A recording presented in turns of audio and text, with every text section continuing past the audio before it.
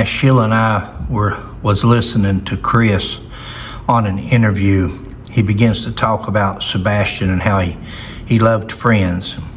Whether it was Christmas or birthday, he'd always wished to have friends. Can you imagine?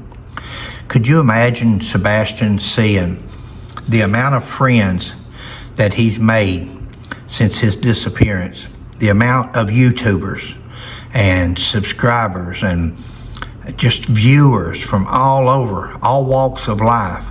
Everybody in the news media, law enforcement, everybody that has taken an interest in little Sebastian's disappearance.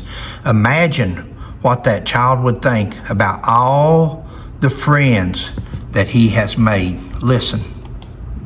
Friends-wise, She wants friends. Sebastian, his idea of his friend is right now is what he has 2 kids that he talks to at school, but he is extremely socially awkward, and so it's very difficult for him to make friends, which has been this boy's only lifelong dream. Christmas, what do you want for Christmas? I want friends. Birthday, I want friends. Anything that he could do to get a friend, he would love to do it, which is potentially dangerous because that could open up doors if for somebody to say, hey, I'll be your friend, and potentially cause harm. How could, we all know that. We all know there's pedophiles and people out there that do bad things to children, but you look at every possibility that he had as a friend as somebody that's going to cause harm. Is that somebody that's going to cause harm, or somebody that might, or maybe some things are better off left unsaid, but sad. Guys, you got to love that kid. You got to love Sebastian. You got to feel for him. You got to search for him.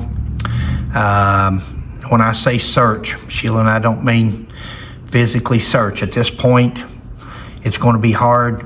If he's deceased, there wouldn't be nothing but a couple of bones, if that. We have a feeling that where Sebastian is, everybody's confident that he's never going to be found. The only thing we can pray for here, hope and pray being the key word, is that the good Lord will burden somebody's heart so much that ever who the guilty party or parties are, that they just can't handle it. God can put a whooping on them that they've never had. He can put a reckoning. He can bring them to nothing but thoughts of nothing but Sebastian and what happened to him, and in his final moments that anybody may have seen him or know what happened. We've got to continue to pray, because at this point, after this long, some people says it's law enforcement's not doing their job. Some people says it's a cover-up. Some people says they can say what they want. It can be anything or all three or nothing.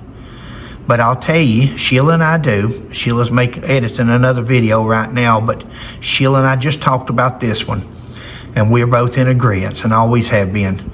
God can solve and will solve this case when enough people come together and pray so hard that God says, here, I'll give you an answer.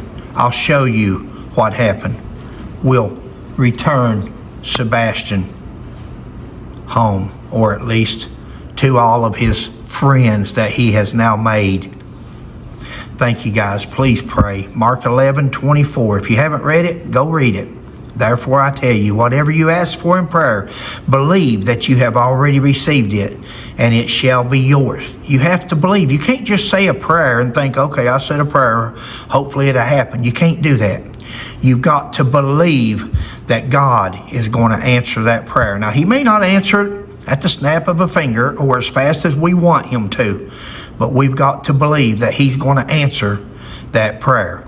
And guys, pray that he burdens ever who's had anything to do with Sebastian's disappearance. He burdens them so bad that they can't wait to contact somebody in the middle of the night whenever it is, whatever they're doing, when all of a sudden they realize and they say, hey, I can't do this anymore. I've covered it up long enough. I've got to tell what happened. It could be an accident. It could have been something totally not premeditated, totally accidental, totally just, but we've got to know. We have got to know. Thank you all.